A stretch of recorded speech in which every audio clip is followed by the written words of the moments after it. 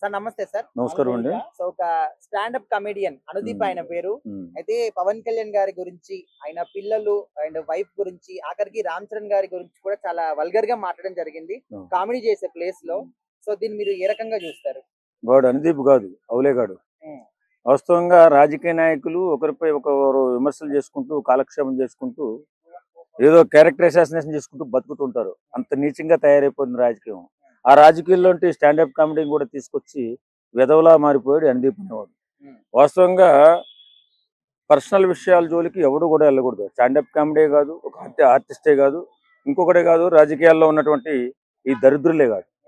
ఈ మధ్యకాలంలో ప్రతి ఒక్కరు కూడా మెగా ఫ్యామిలీకి పడి ఆడడం అలవాటైపోయింది. మరి ఆ రాజకీయవేత్తలు ఏమన్నా వీళ్ళని పురుగొలుపుతున్నారా, లేక ఈ యధవులకు వచ్చినటువంటి ఆలోచన ఏమో అర్థం కాదు. కానీ నిజంగా చాలా దుర్మార్గంగా మాట్లాడుతున్నారు. ఓ సెలబ్రిటీసు తర్వాత జీవితంలో ఎంతో సహాయ సహకారాలు అందిస్తూ ముందుకెళ్తున్నటువంటి ఫ్యామిలీ ఏదైనా ఉందంటే అది మెగా ఫ్యామిలీ. కాదని ఏ యధవన్నా అంటే నా దగ్గర రమ్మను, చెప్పు తెగిందా కొడతాలని చెప్పడుతుంది. వాస్తవంగా ఒక వ్యక్తిత్వం ఉన్న వ్యక్తుల్ని తక్కువ చేసి మాట్లాడుతూ పబ్బం గడుపుకుంటూ ఎదగాలని ఆలోచించే వ్యక్తులు చీడపురుగులుగా తయారవుతారు. మరి రాజకీయం లేనటువంటి స్టాండప్ కామెడీలో కూడా ఈ ఎనదూపినటువంటి ఈ విధవ మరి ఎలా వచ్చాడో తెలీదు. మెగా ఫ్యామిలీని టార్గెట్ చేసి ఇష్టానుసారంగా మాట్లాడుతున్నాడు. ఏమనంటే మెగా అభిమానులు దౌర్జన్యం చేస్తారు, దుర్మార్గం చేస్తారని ఏడుస్తారు. మరి ఇలా ఏడ్చే విధవులకి ఆ ఫ్యామిలీ జోలికి వెళ్ళకూడదని తెలుసుకోవాలి కదా సన్నాసులకి. సరే, ఇప్పుడు కామెడీ చేయాలి అనుకుంటే 1,00,000 ఉంటాయి. బట్ అవన్నీ కూడా గాలికి వదిలేసి ఓన్లీ వీళ్ళ ఫ్యామిలీ మ్యాటర్ ని, ఇప్పుడు డివోర్స్ అని చెప్పేసి, లేకపోతే పిల్లల్ని గాలికి వదిలేసాడని చెప్పేసి, అండ్ సినిమాలు ఫ్లాప్ అవుతున్నాయని చెప్పేసి రామ్ చరణ్ గారి గురించి, అంటే వీళ్ళని ఎందుకు ఇట్లా టార్గెట్ చేసి ఏ ఎదవ ముడ్డు ఆడు గడుపుకోవాలా? ఎవడు ఫ్యామిలీ గురించి ఆడు ఆలోచించాలా? తెలియదా వీళ్ళకి? వీళ్ళు ఎవడో చెప్తే గానీ మనం నేర్చుకుంటామా, లేకపోతే ఎవరైనా నేర్చుకుంటారా? మెగా ఫ్యామిలీ అది అనుగుణంగా వాళ్ళు ఏం చేసుకోవాలంటే అది చేసుకుంటారు. వాళ్ళ ఇష్టం. అది నీకెందుకు? బాధ్యత ఉండాలి కదా. మనుషుల పట్ల విషం చుమ్ముతూ బ్రతకడం బతికేనా? ఇలాంటి వెధవ బతుకును కుక్క బతుకు అని కూడా అంటారు. కాబట్టి రాజకీయాల్లో ఉన్న వ్యక్తులు కూడా పవన్ కళ్యాణ్ గారిని, చిరంజీవి గారిని ఎక్కువగా మాట్లాడడం. ఈ మధ్యకాలంలో వైఎస్ఆర్సీపీ కాంగ్రెస్ పార్టీ వాళ్ళు చంద్రబాబు నాయుడు గారిని అడగవలసిన మాటలన్నీ కూడా పవన్ కళ్యాణ్ గారిని అడుగుతున్నారు. కారణం ఏంటో నాకైతే అర్థం కాదు. కానీ మరి ఇలాంటి వ్యక్తులు ఏమనాలి? సరే, ఇప్పుడు ఈ విషయం తెరపైకి వచ్చిన తర్వాత రీసెంట్ గా ఏబిఎన్ ఆంధ్రజ్యోతిలో కూడా వైసీపీ గురించి మాట్లాడారు కదా, కార్యకర్తల గురించి, జగన్ గారి గురించి. మరి ఇక్కడ కళ్యాణ్ గారి గురించి మాట్లాడితే ఇంత రియాక్ట్ అవుతున్నారు. మరి అది కూడా తప్పే కదా, వాళ్ళ మీద కూడా యాక్షన్ తీసుకోవాలి కదా అని చెప్పేసి అంటున్నారు. ఇప్పుడు నేను చాలా సందర్భాల్లో చూశాను. ఓ సందర్భంలో అమరావతి వేశ్యల రాజధాని అని చెప్పిన మాట కూడా అనలేదు. అంతే కదా.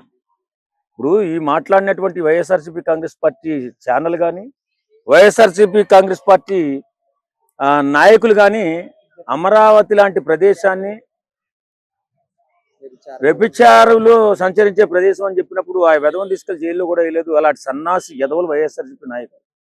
మరి అలాంటి వ్యక్తులు ఈవేళ ఆయన ఏదో అన్నాడట రాధాకృష్ణ గారి టీవీలో, ఏబిఎన్ ఆంధ్రజ్యోతిలో ఏదో చిన్న సమస్య వచ్చింది. అది ఏం లేదు. జగన్ ఏమంటే వీళ్ళు కూడా అదే అంటారు, తల్లిని చెల్లెనమంటే చెల్లెని కూడా అంటారని చెప్పి ఏదో సామెత చెప్పినట్టుగా చెప్తే దాని గురించి నానా హంగామా చేసి పెద్ద గందరగోళం చేశారు. ఎక్కడో ఆంధ్రప్రదేశ్లో చేసుకోవాల్సింది హైదరాబాద్లో ఇక్కడికి వచ్చి కూడా పార్టీ ఆఫీస్ మీద దాడి చేయడానికి ప్రయత్నం చేశారు. మరి ఇంత నికృష్టమైన విధవలు ఇంకా రాష్ట్రంలో తిరుగుతున్నారంటే ఇప్పుడు వాళ్ళు అన్నది వాళ్ళ కింద నలుపు చూసుకోవాలి కదా. కాబట్టి నేనేమంటానంటే బాధ్యత లేకుండా ప్రవర్తించిన వాళ్ళ మీద మీరు చర్య తీసుకోరు. ఏదైనా చిన్న మాట మాట్లాడితే వచ్చి మాకేదో అన్యాయం జరుగుతుందని చెప్పి గగ్గోలు పెడుతున్నారు వైఎస్ఆర్ కాంగ్రెస్ పార్టీ వాళ్ళు. ఇలాంటి నికృష్టమైనటువంటి మాటలు మాట్లాడే వేళ 11 సీట్లకు వచ్చారు. వాళ్ళు 5 సీట్లకు పరిమితం అయిపోయి కాలగర్భంలో కలిసిపోతుంది వైఎస్ఆర్ కాంగ్రెస్ పార్టీ అని చెప్పి ప్రజలు అనుకుంటున్నారు.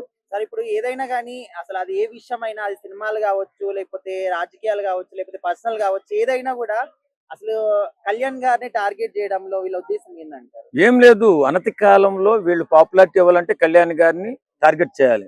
ఎందుకంటే మాలాంటి హార్డ్కోర్ ఫ్యాన్స్ ఉంటారు, మేము బూతులు తిడతాం, వాస్తవంగా కోస్తాం ఎవడన్నా ఎక్కువ మాట్లాడితే. ఇలా మాట్లాడతారు కాబట్టి వాడి పేరు అనుదీప్ అనేవాడి పేరు ఇప్పుడు నా నోటి వెంట వచ్చింది కాబట్టి వాడు కూడా పాపులర్ అవుతాడు. ఎందుకంటే పవన్ కళ్యాణ్ గారి ఫ్యామిలీని టార్గెట్ చేసినటువంటి వ్యక్తి ఎవరినైనా సరే మేము చీల్చి చెండాడుతాం కాబట్టి వెంటనే అది మంచిగానో చెడుగానో పాపులారిటీ అయిపోతుంది కాబట్టి వాడికి కూడా మంచి భవిష్యత్తు ఉందనే ఆలోచనతో విశేష సంస్కారంతో ప్రవర్తించిన మాట అయితే ఓకే పర్వాలేదు. కానీ ఎవరో రాజకీయ నాయకుడు ఆ వైఎస్ఆర్సీపీ కాంగ్రెస్ పార్టీని రాజకీయ నాయకుడు వచ్చి వీడికి ఏదన్నా చెప్పిస్తే మాత్రం తోలు తీయాల్సి వస్తుంది. ఏదేమైనా సమాజంలో ఉన్నప్పుడు సంస్కారంతో మాట్లాడడం, సంస్కారవంతంగా ఉండడం, సాయం చేసేవారిని మీరు సన్మానాలు చేయాల్సిన అవసరం లేదు, ఓన్లీ అభినందిస్తే చాలు.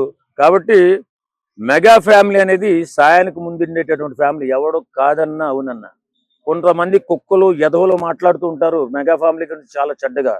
వాళ్ళకి చెప్తున్నా, ఒరే ఎదవల్లారా, మీరు మాట్లాడడం తక్కువ చేసి మాట్లాడడం కాదు, సాయం చేయడం నేర్చుకుని సమాజాన్ని ఉద్ధరించడం నేర్చుకోండి, అంతే తప్ప ఇష్టానుసారంగా మాట్లాడి వెధవలుగా మారిపోకండి, విష పురుగులుగా తిరక్కండి అని చెప్పి ఈ సందర్భంగా కోరుకుంటున్నాను. అదే ఇప్పుడు అనుదీప్ చాలా ఇప్పుడు పవన్ కళ్యాణ్ గారి లైఫ్ లోకి దూరాడు. అంటే లైఫ్ అంటే అతను ఇంత ముందు అతనికి కట్టప్ప రోల్ అడిగారంట. రోల్ అడిగేటప్పుడు ఇతనికి రాలేదనేసి మతిస్థిమితం పోయి ఏం మాట్లాడాలో తెలియక అసలు ఏం చేష్టలు చేస్తున్నాడో తెలియట్లేదు. సో అతనికి మేము ఒకటే చెప్తున్నా, ఏం లేదు, నువ్వు ఏదైనా మాట్లాడాలంటే, నువ్వు కామెడీ చేయాలంటే ఏదో సినిమా తీసుకొని లాగు చెయ్యి, టైంపాస్ చెయ్యి, నీ డబ్బులు నువ్వు సంపాదించుకో. అంత మించి నేను అది పొడి చేస్తా, ఇది పొడి చేస్తా, ఇచ్చేస్తా అంటే అక్కడ డిప్యూటీ సీఎం చిటికేస్తే నువ్వు ఎక్కడ ఉన్నావు కూడా నీ ఆచూకీ కూడా తెలియదు.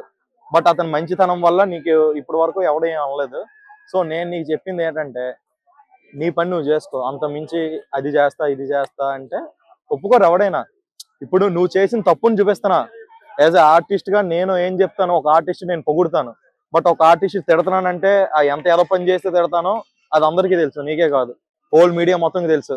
ఒక పాజిటివ్ వైబ్ ఇచ్చినోడు నెగిటివ్ వైబ్ ఇస్తే ఎలా ఉంటుందో చూస్తావా? అది చూస్తావా?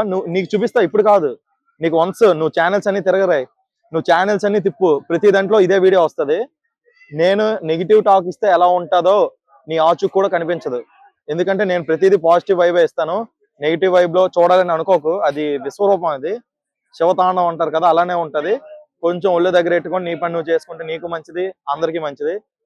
తేడా వచ్చింది అనుకో సాల్తీ లెగిస్తాయి అన్నారు కదా, జాగ్రత్త ఉండు. ఓకే.